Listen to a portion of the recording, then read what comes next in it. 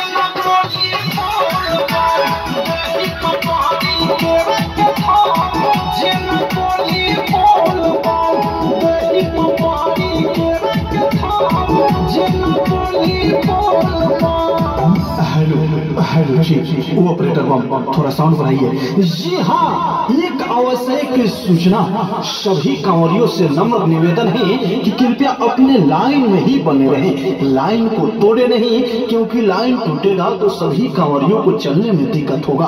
अपने ही लाइन में बने रहें, आगे बढ़ते रहें, जय शिव का नारा लगाते रहें, बोल बम का नारा लगाते रहें, बाबा कृपा करेंगे। और मेरे पीछे पीछे मेरे साथ में यही बोलना है,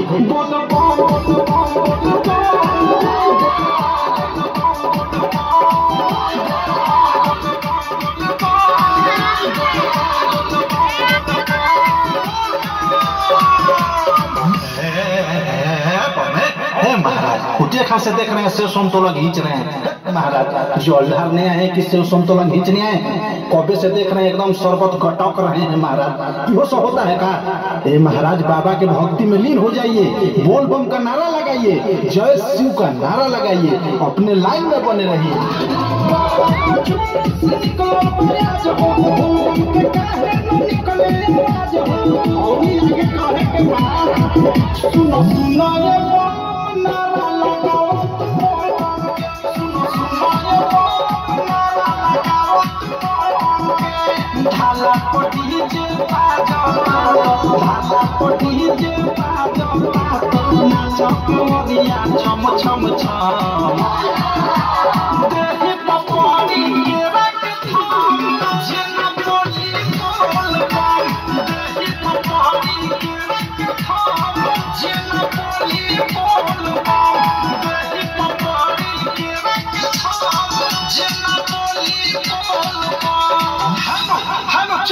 जी हाँ, सिपाही बम एवं खजांती बम से एक छोटा सा विनती है कि दो चार गो छवारिक सब माथा पर महाकाल लिखवा के आया है, तो ये सब ट्रिंग ब्रिंग कर रहा है, तो एक पर विशेष ध्यान दिया जाए, न तो एक सब तांडव मचाएगा, तो विशेष ध्यान रखिए। आइए ऑपरेटर बम कोनो लयदारी गीत बजाइए।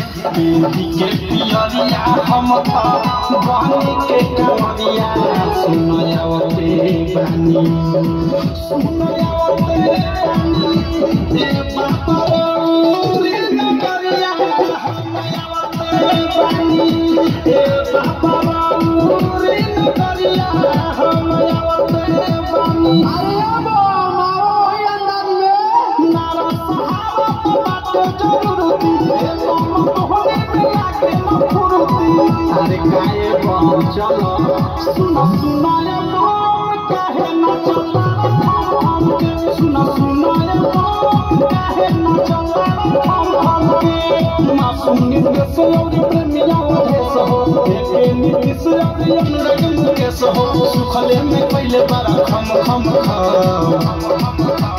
देही पपानी के खम जेल जोड़ी बोल बम, देही पपानी के खम जेल बोली बोल बम, देही पपानी के खम जेल बोली बोल बम।